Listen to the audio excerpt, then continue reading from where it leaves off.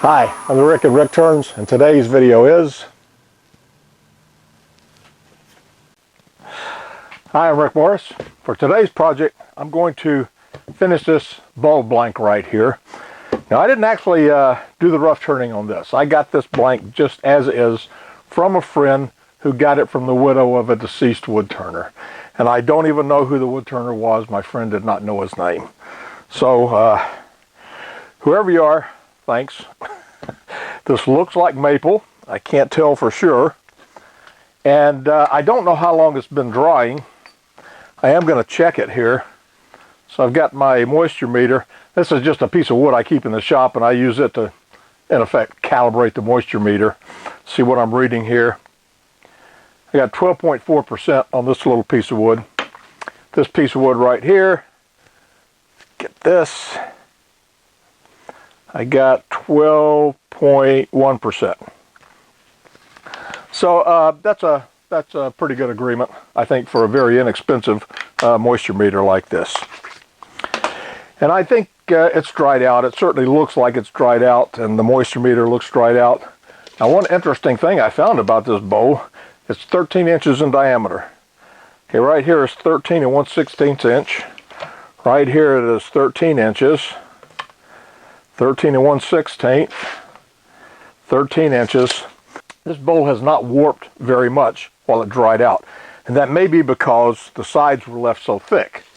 This is almost 2 inches. It's about over let me get a better measurement, about 1 3/4 inches thickness on the sides. For a 13-inch diameter bowl, if you take 10% of that, it'd be 1.3 inches, about 1 1/3. So this is even thicker than that recommendation. And maybe that's why it hasn't warped too much. So let's go over to the lathe and get started.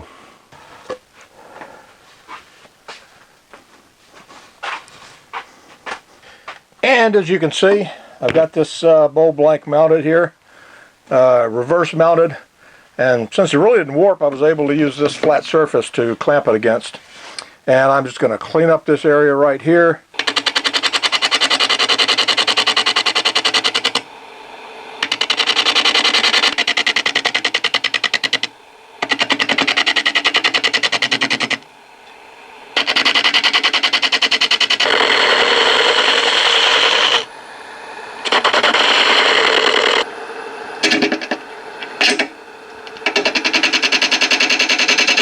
All right, this is my SC4 chuck with 75mm 3-inch jaws in it. And I'm going to expand that into the recess.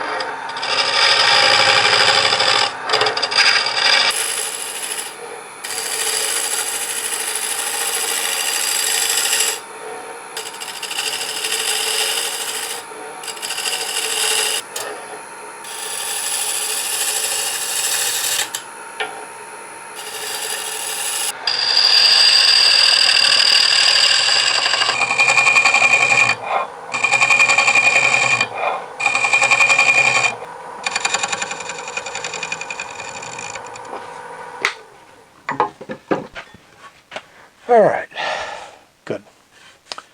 Good. Okay, that is the outside of the bowl. I don't think I'm going to do anything else to the outside. All right, that is about almost 900 RPM.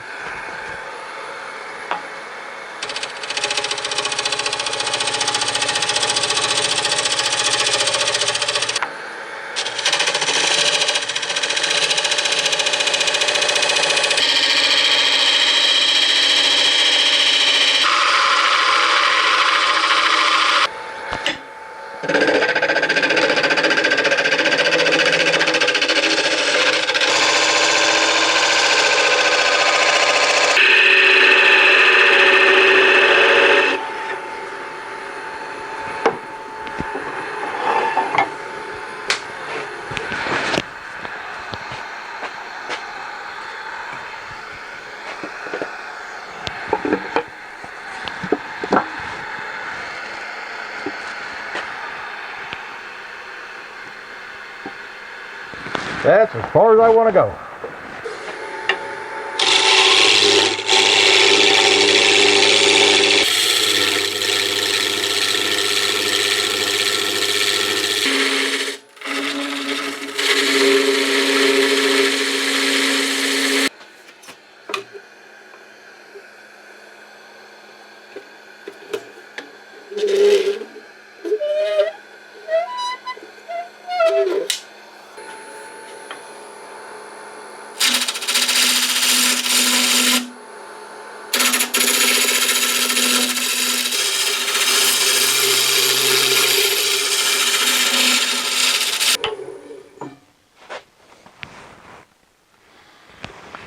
Yeah, still tear out right, and I'm probably not going to be able to remove all that tear out.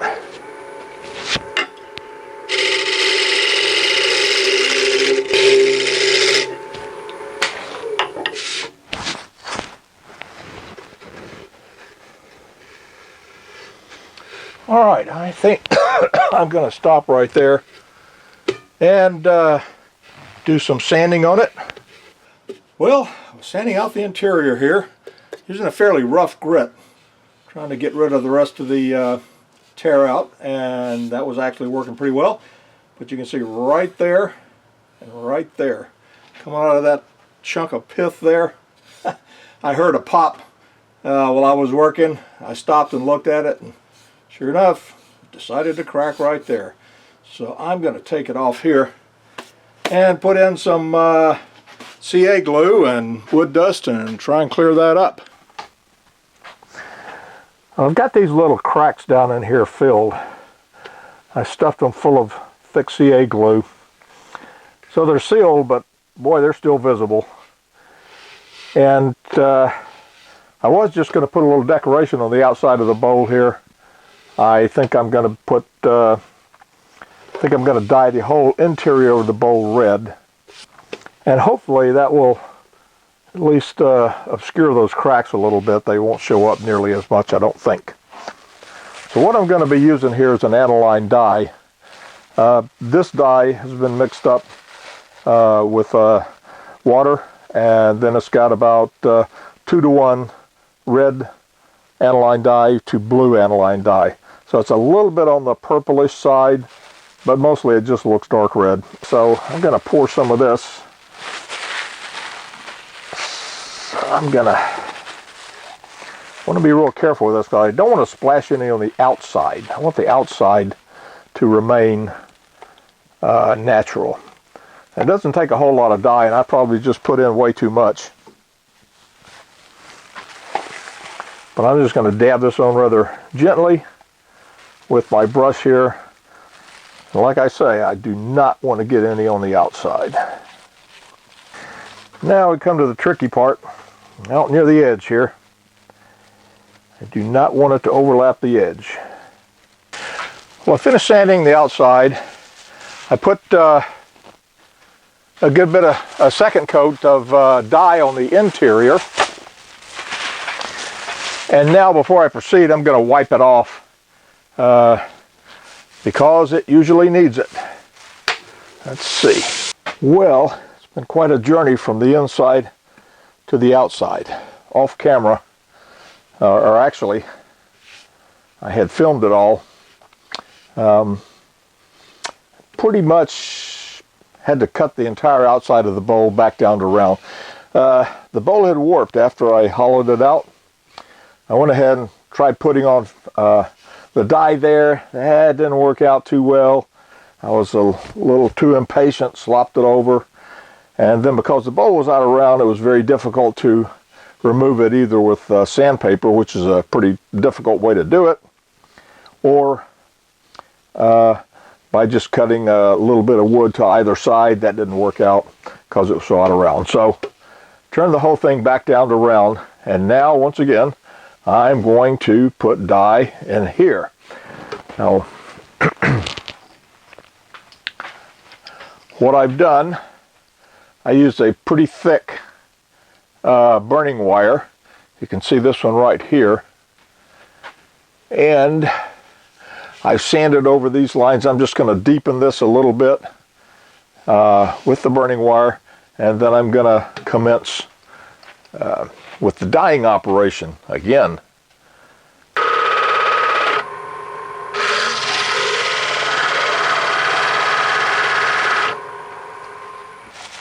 The main thing I want to do is I do not want to slop any over outside of the two large burn lines.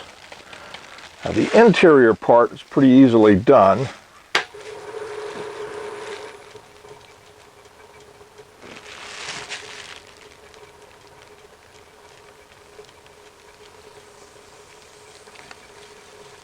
I've got the lathe going at about the slowest it'll go. It's reading about 130 RPM. This one looks good. All right, that needs to dry out pretty thoroughly. All right, all I've got to do now is finish up the bottom here. I'm going to leave this foot on it like that, but somehow I managed to get a little red dye. I think that came from a piece of sandpaper that I should not have reused. Got to take that off, clean this up down here as much as I can.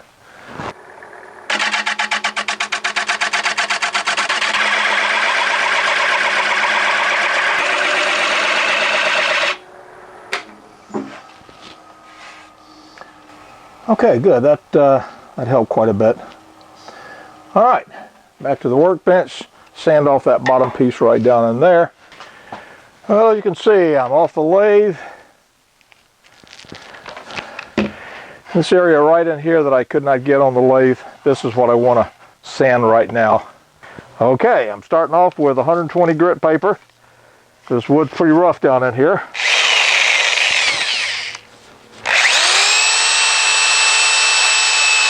Let's see, have I mentioned in other places, I use a wiping varnish, which is a 1-to-1 mixture of regular varnish and mineral spirits. That's what I'm going to use on this bowl. I'll put on at least 4 coats and maybe more than that. I'll tell you one thing though, this bowl is definitely a testament to not turning large bowls in grain, because just in the time that I finished it and taking it off the lathe, it's developed another crack down here. I can hear the cracks popping as I did some sanding, which certainly the sanding would add some heat to it, but shouldn't do that much. Anyhow, first thing I'm going to do, just try and get off all the sawdust. I blasted this with compressed air, but we're going to try again. This first coat of wiping varnish really doesn't do a whole lot more than seal the surface of the wood. It soaks right in.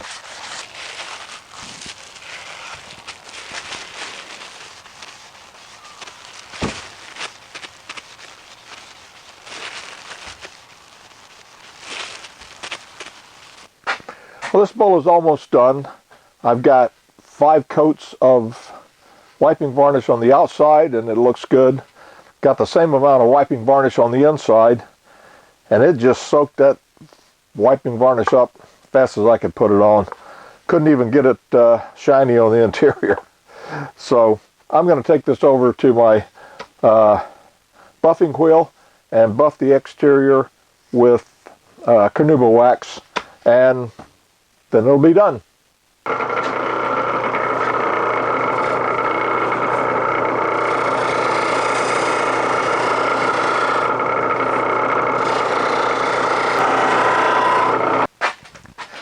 The bowl is done now, buffed on the exterior and the interior. It's got a very nice smooth shine on the outside. It's got some spalting in it. I've even got a knot in it. But overall, the bowl's been a real challenge to work on, starting from the very beginning when I did not recognize that it was a total end grain turning. And that created a number of problems that I did not foresee. It turned out okay, but there's still some cracks down in here. And even though I filled them, they show up. So that's a little bit of a disappointment. Nevertheless, it looks pretty good. And that's it for this video. See you next video.